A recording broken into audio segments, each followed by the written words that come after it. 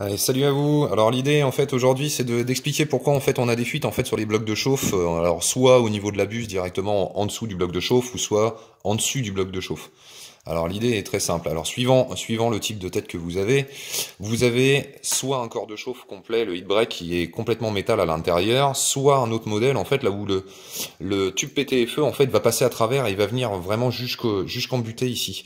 Alors pour ceux qui ont des pneus fit qui vont jusqu'au bout, hein, comme par exemple les têtes d'origine sur les CR10 ou les Ender et compagnie, euh, le problème en fait est que en général vous n'arrivez pas en fait à jointer le tube PTFE avec la buse.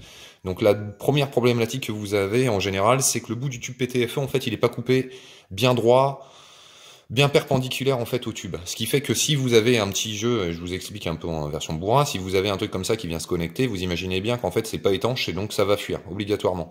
Donc les deux premières choses à faire en fait, c'est vous rentrez votre tube PTFE en fait jusqu'au bout. Alors là moi c'est pas une tête un CR10, hein, là c'est une 3DV6, mais bon c'est pour vous expliquer le principe.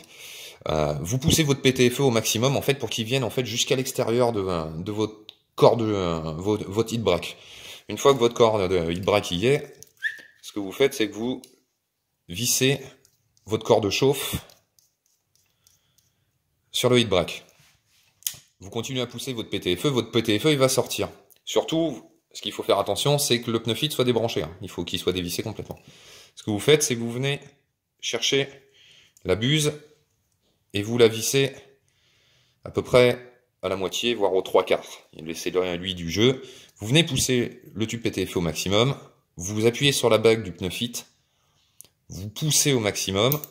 Là, vous avez entendu le clic. En fait, c'est le pas de vis du pneu fit qui vient de s'engager en fait dans le corps de refroidissement. Toc, vous commencez à le serrer et vous vous arrêtez là. Vous revenez sur votre buse, vous la serrez, vous laissez au minimum entre le corps de chauffe et la buse 1 mm, ce qui va vous permettre de serrer plus fort en fait, parce que si le corps de chauffe est trop bas, en fait votre buse va venir en buter dessus et à l'intérieur du corps de chauffe, entre le heat break et la buse, vous allez laisser un jeu, donc ça va être une problématique de fuite à coup sûr. Donc vous laissez votre petit jeu d'un millimètre, 1,5 mm, et vous finissez de pousser au maximum, et à partir de là, vous serrez votre pneu fit. Vous allez sentir d'abord ça va forcer même à froid. Une fois que vous avez fait ça, vous serrez pas tout à fond. Vous mettez en chauffe votre corps complet, votre nozzle, donc votre buse. Vous la montez minimum à 220 degrés, ce qui va permettre en fait de dilater toute la structure. Une fois que tout est bien dilaté, vous repoussez un coup sur votre PTFE, vous serrez au maximum votre pneu fit. Et une fois que le pneu fit est serré à mort, vous finissez de serrer la tête au maximum. Et là, normalement, vous n'aurez plus du tout de fuite.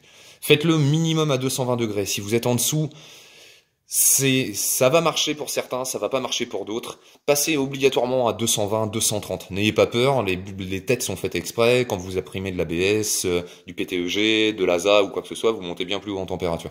Donc il n'y a pas d'inquiétude à avoir, et ça va vous permettre vraiment de faire l'étanchéité et surtout de générer une dilatation complète sur le corps qui va permettre vraiment d'écraser toute la structure. Et surtout, quand vous avez fini, hein, prenez pas la petite clé qui est vendue, qui est donnée offerte avec votre buse, hein, promenez une clé à pipe ou une douille avec un cliquet pour que vraiment vous puissiez forcer et bien prendre la buse sans bouffer en fait l'accroche en fait, hein, et pour pouvoir vraiment forcer dessus. Hein. Alors quand vous forcez dessus, hein, n'oubliez pas de tenir votre tête, malgré qu'elle soit vissée sur votre structure, n'oubliez pas qu'elle est vissée avec des vis M3, donc c'est tout petit, c'est tout fin, vous les péterez sans problème, vous les tordrez sans problème, donc n'oubliez pas de le tenir et de venir serrer comme il faut. Voilà, à partir de là, normalement vous ne devriez plus avoir de problème de fuite. Bonne journée à vous, ciao.